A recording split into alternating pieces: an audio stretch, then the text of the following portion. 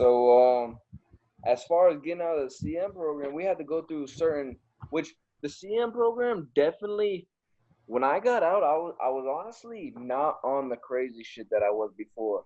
I had went through anger management classes. I had went through substance abuse classes. I had went through cognitive thinking, every thinking for a change. I went through so many classes and I completed. I got so many certificates and everything, and I actually felt like, in a way, like it rehabilitated me. So I got my mind right, and it did until somebody pushed my buttons, and then shit went out the window.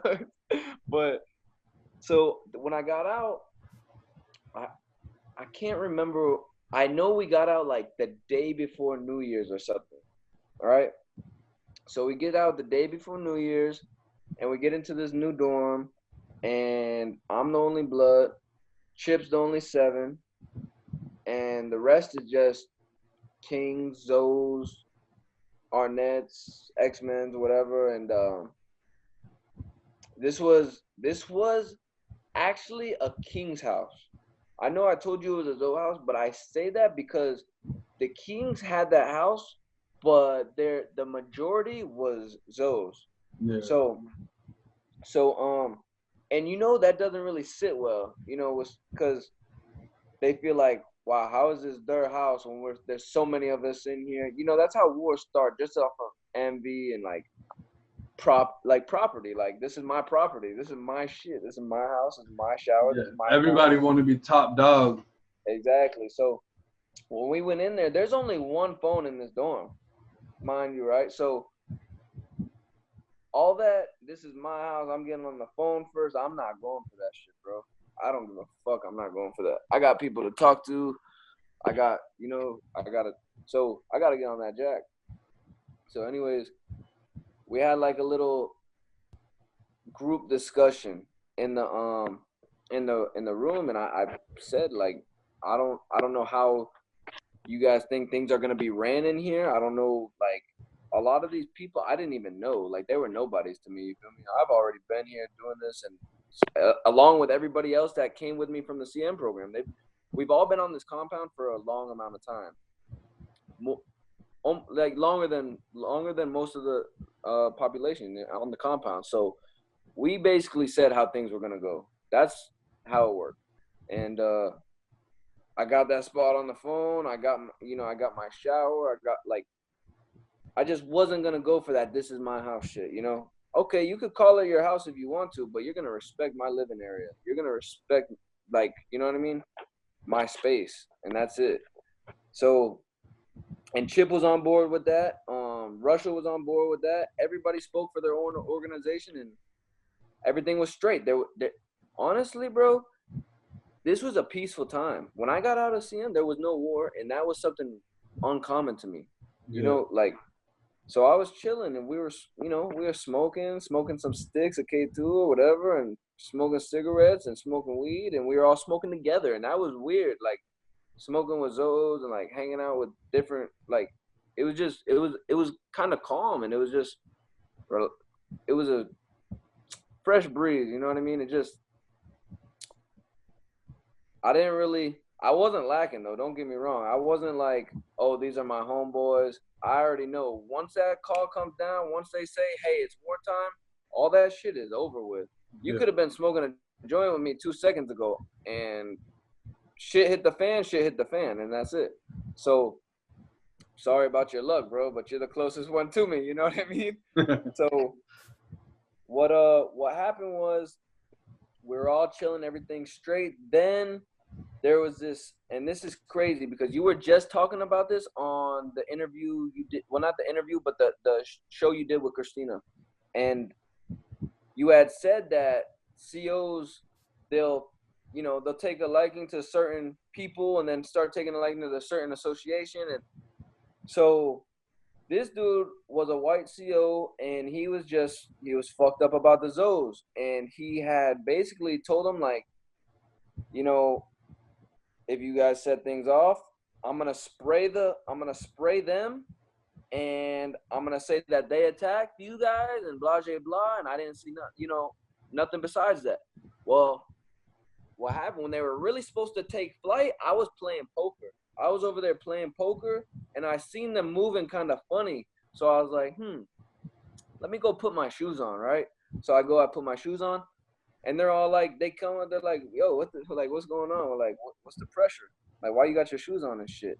You know, I was like, man, nothing. Like, shit, I just, just looking fresh. You feel me? Whatever. And cause bro, one thing is like, I'm usually when I mob the compound, I'm wearing my boots. You know what I mean? But it's like when I'm in the dorm, I'll have my slides on. When something's about to go down, I'm putting like I can't have slides on, obviously. So whenever you put shoes on, whenever you put boots on, or whenever you strap up, people know something's going on, Because I don't. When I told him, I was like, I'm just looking fresh. He's like, well, those are your workout shoes. First of all, you know what I mean? And he wasn't no dummy. You But know what time it is. yeah, but I'm not gonna straight up be like, because if there's no pressure, and I've been chilling with these dudes, like, I don't want it to be like now they're like, oh, they must be planning something because they're you know what I mean? So I kept it to myself that night. Nothing happened. Everything was straight. Probably like 10 minutes before lockdown time, before bedtime and shit. I'm filling up a brick. I'm making a brick, some soups and some chips and shit. I walk out of the bathroom and I'm walking down the hallway and I walk past this room. Right when I walk past that room, I'm looking in the rooms. I always look to make sure like nobody's in there or whatever. So I look, I don't see nobody. Next thing I know, I just get hit in the back of the head. Like hard, bro. And I fall. And when I'm falling, I honestly I don't know if it knocked me out or not. Because like when I got hit, I hit the floor and I don't remember anything until like looking up and the dude standing over me with a lock. Well, Chip, like I'm right in front of the room where I sleep at. There's 8 people that sleep in this room with me. And Chip like jumps in front of the doorway, fucking puts his setups like, "What's up, fuck boy?" And like not to me, but to the dude that was the aggressor that attacked me. He's like, "What's up, fuck boy? Let's get it." So the dude tries to swing. Chip grabs his arm, takes the lock out of his hands, and starts chasing him with the lock that he just hit me. And I'm crawling to the room, like not my room, but I'm crawling to the room next to mine because I keep a weapon under the bed in there. I obviously don't keep it in like where I sleep because I don't want to get caught with it, but I keep it in the room next to mine. And I'm trying to crawl, get the box cutter under the bed. Well, while I'm getting the box cut out of the bed, I cut my finger, and now I'm bleeding all over from my finger. So I come out of the room, and there's like 3 jizzles running down the hallway, coming towards me, and I'm like, what the fuck? So they start trying to crash me and Chip. Some jizzles, jizzles is like June bugs, like I don't like. That's everyone that's like getting extorted, basically. Yeah, they're getting extorted, and they were just crash dummies and shit. So they were the weaker mindset people. They were the ones that just got used and abused, and so they started coming to crash us. And when they did that, the seal came around the corner and started spraying. While I jumped up under the bed. I'm not trying to get hit with that mace. And a whole bunch of seals rushed to the dorm. I'm hiding, bro. I'm hiding under the bed while the seals are in there, and I'm trying not to get. Because if they see my head bleeding, and they see dude, I got blood all over me. You know what I'm saying? So Yeah. I'm not trying to go to the box. I want them to get the fuck out of here, and I'm trying to go ham. Well, bro, it was crazy because I go to the box, and I'm pissed that I went to the box. Most people would be like pretty relieved because they don't got to be in that water. But I was furious, bro. I was furious because I That's didn't how know. I was when I got hit, bro. Because red light's telling me to sit down, don't get up. I didn't even know I was bleeding. And then the CEO came in. He's like, "Oh, let me see your head." So I showed him the other side. He's like, "Nah, let me see this side." "Oh, you gotta go to medical." And then Once you go to medical, put me to basically confinement. over with. Yeah. Yeah, and it was nuts because I'm so pissed off. I get there and bro, me and Chip are me and Chip are trying to talk our way out of this shit, man. Well, the crash dummies that crashed us, they went to the box. The dude that fired me up, he never went to the box because all those crash dummies came, and guess what? The CO covered for the people that fired me up and was like, hey, it was them. And it all worked out to their advantage. Well, the thing is, when they came to the box with us, we're telling the captain and shit now. We're like, how are we in the box right now?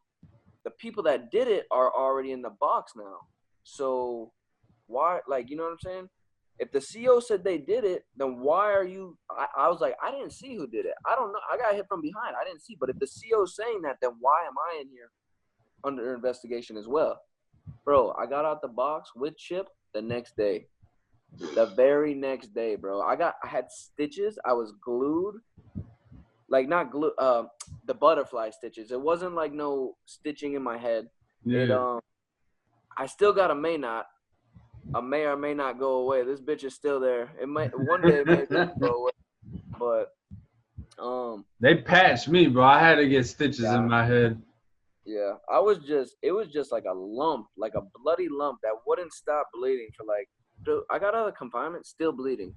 Like, you know what I mean? The next day when I got out, I was still bleeding. So anyways, I got let out, and I got let out, and so guess what, bro? I got put in the same dorm, the same bunk, like everything, bro. Same So with payback is mandatory. Oh yeah, oh yeah. So it's funny as fuck because I get in this bitch and I tell them right when I walk in there, I don't just take flight on the Zoos. No, I go in there. I'm like, I'm taunting them. I'm like, what's up? Y'all look like y'all seen a ghost. I'm back, bitch. What's up? Let's pop it. So I'm fucking taunting them the whole time, bro, because I'm walking around like, man, y'all can't touch me. I'm untouchable. You feel me? I'm walking around and they're stepping out of my way. They're going down. They'll be coming down the hallway to get some water. I'll start walking out of my room and they'll turn around and go Yeah, back. because they're thinking you're gonna get one of them. They know what it is. So Chip's turn. If I know you might not remember Chip, but Chip is he's a live wire, bro. He's a live wire, and he's my dog, bro. And he went in behind me multiple times, full throttle, and we were in that water, bro. We were in there with like 11 Zoes, and it was just me and him. You feel me? So now, don't get me wrong. There are a couple in there that wanted to hit us up, that wanted to touch us, but I guess they were waiting on word from their people or whatnot. So we get ready to go to Chow. So when I go to Chow, I gotta relay the message because I'm an influence on the pound for my people.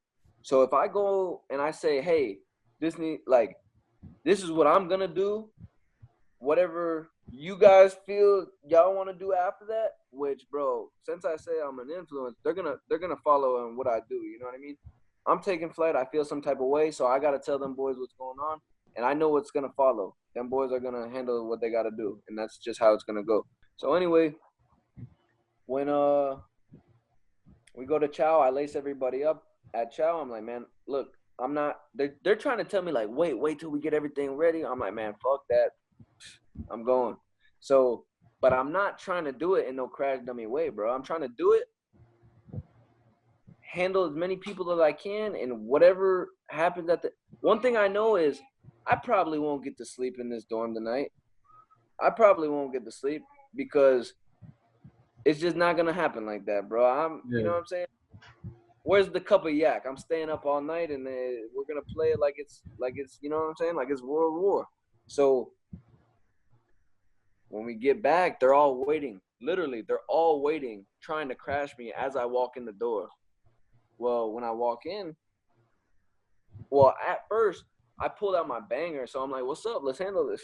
Y'all come out here. You know what I'm saying? Y'all trying to ambush something, come out here. We'll go iron for iron right here on the basketball court. You know what I'm saying? We'll handle this shit now. Fuck all that, like, you know what I'm saying? Like, pussyfooting around and you know, we got pressure, then let's do it. Because, you know, if they knew I had pressure, but the thing is, I'm the let's put it like this. I'm the hunter right now. But basically they were scared, bro, and they didn't want me around, bro. They just really wanted to like crash out. That's what they wanted to do, and I'm with that. If I'm gonna crash out, I'm gonna crash out, but I'm not gonna let 11 people crash me. Yeah. You know what I'm saying? In one close ass space. So they end up like going and doing whatever, probably trying to grab some fire. I don't know. So when I end up getting in the dorm, the dude, one of the Z's is up trying to turn on the TV. It's high up there, you know, and you kind of gotta like almost climb up to get it. It's up there. So I got, mind you, I got a poker and I got a cutter on me. So I get straight rib action right now. I'm hitting them up, and it's funny. I watched one of your videos, and you talk about the things you hear, bro. The things you hear. It's the things you hear, the things you see, everything. Like, think about somebody getting poked up with a knife, bro. Think about a milk carton, bro. You know, a carton of milk. Mm-hmm. If you ever seen one of those get a hole poked in it, you know, Yeah. and like just like kind of like kind of squirts out and stuff. Yeah. Imagine that, bro, but somebody's body. Imagine just hearing like the skin popping, pop pop pop pop pop pop. You know what I mean? That's what it sounds like. Do you remember that? That will stick with me forever, bro. Yeah, it was that, and then it was like when I kept doing it, it almost sounded like mac and cheese because it got Squish. wet from the blood. Squish. So it's just like squishy. Bro, it's nuts. And that shit will stick with me. So after that happened, bro, there was a dude from Tampa, and he wasn't gang affiliated. He wasn't a 7. He was from Tampa, but due to where he's from, they tried to hit him up when I did this. They I can't remember his name, but anyways, there was a Zoe that had tried to get at the guy from Tampa, and he had a broomstick, one of the long, you know, push brooms. Well, he tried to hit him. Well, he missed. When he missed, I went and I tried to cut him, and well, I did, but it hit the top of his red hat and kind of like dragged all the way from here down, and it kind of like skipped because of his red hat. So it was like cut, skip, cut, skip, cut. You know what I mean? Yeah. And like I could feel it, and then so now the CO's on like, you know, running to the dorm and stuff, and the person that hit me up drunk runs right past me. So, and he's trying to run down the opposite hallway. Well, I chase him, and there's benches and like in front of the TV and in front of the lockers on the wall. The lockers on the wall right there by the CO station. There's some benches right there. I literally was running down the hallway, jumped on a bench, jumped off the bench, and like fell and cut this dude at the same time. And he's the one that fired me up the day before, and I cut him open, and he was so shocked. He knew it was coming, but he thought he got away, you know? Yeah. And because all the COs were like literally at the door. The COs were at the door when I did this, and they're in there spraying, and like I'm throwing weapons left, throwing weapons right, like, you know what I mean? Just get it away. Yeah, well, bro, I don't even get caught. I have blood on my shirt, and I tuck my shirt in so that they can't see the blood. Like, I'm clean, you know what I mean? And I still have that stuff on my head, but the COs know I just got hit up yesterday, and they know I'm involved. Trust me, all the COs know I'm involved. But the fact of the matter is, like, they could put me under investigation, which they did. They did put me under investigation, but at first, they didn't even know really like who was involved. Well, they just know who got hit up, and bro, they came. So don't get me wrong. Now, while I was doing this, Chip was hitting people up. Russia was hitting people up. You know what I mean? And they weren't doing it they were doing it just as savage as me, and they were going just as hard as me. They had my back. Like, they went in with me when there was 11 of them and 3 of us. Oh, matter of fact, 4 of us, because that dude from Tampa, I mean, he had nothing to do with it, but shit, after you fucking swing a broomstick at him, I'm pretty sure he's gonna, you know, join our squad. Stop popping off, hell yeah. regardless, I might as well be on their team, you know. So then, bro, none of us went to the box at first, right? The SEALs were all still in the dorm. They went to they came to us and they're like, hey, you know, if you guys don't want to stay here in this dorm because of what's going on, you guys can be moved to B dorm where where your people are at and stuff like that. You know what I told them? I was like, I don't. This is fine right here, man. I'm doing just fine, you know. We're Like, comfortable. yeah. Because there ain't 11 of them now. Yeah, exactly. And guess how many there was left? How many? There was 3 of them. And guess what happened to them? When they went and asked the same question to them, those motherfuckers rode out. They rode out. We got They knew what it was. We got every single one out of that dorm. And that shit turned into a blood in a 7 house. Straight up. Yeah, it did. And I just thought it was crazy that I got put like in the same bed in the same dorm the next day. Like meant to happen. Yeah, no, it was. It's crazy to say, but it was perfect. And how is it? How is it like when you think back on stuff like this, being that you're out in society and don't necessarily have to live like that anymore? Bro, I'm at the most peace I've ever been in my life right now. I've never had this much like just tranquility, bro. I have a family that I know I can't show that side to. You know, I'm not gonna, you know, I got society I can't show that side to. Did prison rehabilitate me? It made me a fucking menace. It did not. I had a shooting charge when I was 16. That's not common. You know, like for obviously I had some type of anger or something already, you know, and obviously some impulsive issues, you know.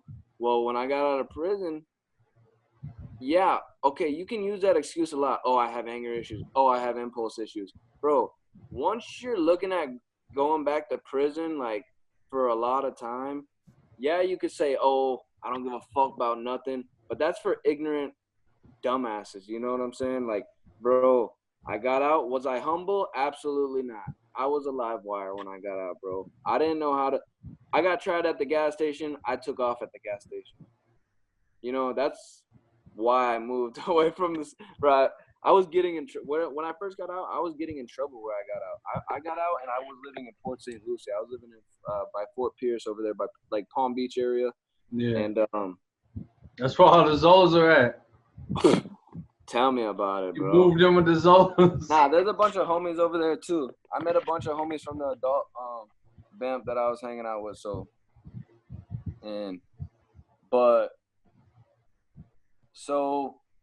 did it rehabilitate me? No, but it's just a matter of the fact that, like, it left me with such a, man, I got so much anxiety, bro. I got so much issues to deal with on a daily basis following my release. Like, bro, I got PTSD. There's no way around it, bro. I woke up where people were trying to open my door, trying to get at me. You know what I mean? At adult camp, this happened and shit. Like, I've been through war. I never know what button's gonna be pressed that will release that demon, that will release that beast. I'm trying my hardest to be a upstanding citizen, working, taking care of my family. I don't indulge in the bullshit no more. Bro, ask me the last time I got in a fight. Bro, I can't even, literally, I can't say, oh, a couple months. It's been forever. Well, last time I got in a fight, I was in jail, bro. I was in jail. On the street, I don't go looking for no beef, man. It's not, that's what I feel like a lot of people don't understand is it's like, when we're in society, we're not necessarily looking for things like that. But when you're in an environment like that, it's forced upon you. Well, you know what I thought when I first got out? At first, I thought, why the fuck is this dude looking at me? Well, shit, bro. Who's got their whole throat tatted up? You know what I mean? Like, not that many. And that's what was my mentality at first. Like, yo, what the fuck's this dude looking at? Hey, what are you looking at? And that's how it worked. What's this dude looking at? What are you looking at? And it just came out, you know? But now it's like I realize that a lot of people are just curious about us. You know what I'm saying? We carry ourselves differently. They're curious. I'm very observative. And prisons made me so much more paranoid, bro. It's like, it's just crazy. But at the end of the day, did it make me better as a person? What I went through? No. You know what made me better as a person? Me and my brothers and the people that dropped jewels on me and enlightened me on you know, because they're not going to teach you that. We teach ourselves that. If you want to better yourself in there, you got to do it. Exactly. You got to do it. And then each one teach one. If you want to be, you know, if you want to be an influence, if you want to be a positive influence, because anybody could be a negative influence. Anybody, period. Anybody could be a negative influence because it's fun. You know what I mean? Yeah. Being a positive influence, you got to learn to have fun with that. You got to, like, have it grow with you. You know what I mean? And now, bro, like my little brother, he's at the age where he's very influenced. He's in high school. He's a freshman. I'm doing everything I can for him to not follow in my footsteps. Bro, I was gone most of his life. Like I said, he's 15. I was gone 7 years in total, like county, prison, everything. I was gone 7 years. He wasn't when he, you know, basically what I'm saying is I pass it on. What I learned, I pass it all on. Everything. And even if it's not the same environment, it's always going to be the same thing. It always boils down to respect and loyalty and the main characteristics. If you have that, if you have just a good personality and you're trustworthy and loyal and honest, you're going to do all right, bro. You're going to do all right. Because you know what? If you have those qualities, you're a good person. In general, you're a good person. That's what it boils down. And you know what I am, bro? No matter what I've done in my life, I know in my heart for a fact I'm a good person. I give the shirt off my back to people I care about. I'll do anything for people I care about. I'm the most loyal person I know. You feel me? And that's real. I know that for a fact. I'm not saying, don't get me wrong now. There's people that sit up with me on that caliber, of course. Shit, bro, I got out of jail. First person off rip sent me money. Hey, I know you got your son, you got your bills, you got this. Who sent me money off rip? My brother. You sent me money. I didn't ask. You want to know why? Because my pride. I needed it, bro. But was I gonna ask? No, I can't, bro. That's not me. But you know what? You sent that, and dude, that showed a lot, bro. And it carried on from prison to the street. And I love you, bro. I love you too, bro. And I hope that, you know, I hope that people, when they listen to this story, you hear the violence, you hear the type of things that he went through, you hear the type of things that we went through, and you're able to hear where we're at now. Because everything that he just said was straight knowledge, you know what I mean? We went through that, but we're here. And it's like, you know, a lot of people have a viewpoint on gangs. A lot of people have a negative viewpoint on prison in itself. There's nothing positive in prison. But through all that negativity, through all that violence and everything that we go through, we're still able to find positivity as long as you're willing to look for it. You know what I mean? I got a brother for life that I met inside of prison.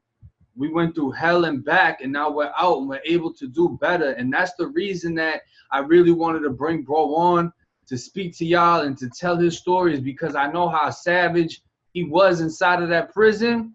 And I know he's somebody that a lot of y'all can look up to as a role model for how he's standing on his own, but he's raising his family, supporting his family, he's working. You know what I mean? This isn't even something I should have to be doing. This is what the government should be doing. This should be a fundamental part of release from prison, is adjusting back into society. And I mean, it should be a fundamental part of speaking to the youth. That should be a part of something. That is rehabilitation, because you're finding therapy through going back into your experiences and speaking on them, but you're not talking to some lady that went to college and studied therapy. You're talking to kids that actually need to hear this. And bro, and it's only a matter of time before you start getting invitations to schools and you start getting invitations to go speak. You know, it's only a matter of time, bro, because your message is powerful. I'm ready, bro. I'm ready, and I'll bring your ass with me. But hey, I really appreciate you coming on for the part 2, bro. I mean, we probably got enough to drop a 3 and a 4 just off of this video, but I enjoyed it. And you know what's wild, bro? That's not even half of it. I already know. That's the craziest part, is that's just a portion. But hey, like I said, bro, I appreciate you coming on, bro. You already know it's all love. If you have any last words, anybody you want to shout out real quick, go ahead, bro. Yeah, I want to shout out my wife, my son, my mother, because my mother's always had my back. My mother's always there for me. My girl's been holding me down, even when I've been in, she's held me down. I want to shout out to all your fans. Bro. Because, bro, you bubbled. I'm talking about this happened overnight, G. Yeah. Yo, I'm proud of you guys. Everybody's staying strong, too, showing up. And, hey, that's it, man. I just want to shout out to anybody behind the wall, bro. Anybody behind the wall that thinks like there's no light at the end of the tunnel, because y'all spoke on that before. But, bro, there's always a light at the end of the tunnel. Because one thing about it, it's your tunnel. It's your tunnel. You know what I'm saying? It's your vision. Whatever you want to see at the end of that motherfucker, that's what's going to be there. So go get it. Chase it. You know what I'm saying? I appreciate you, bro. I appreciate you too, bro. Love, bro. Appreciate everybody that's been rocking with me. Until next time.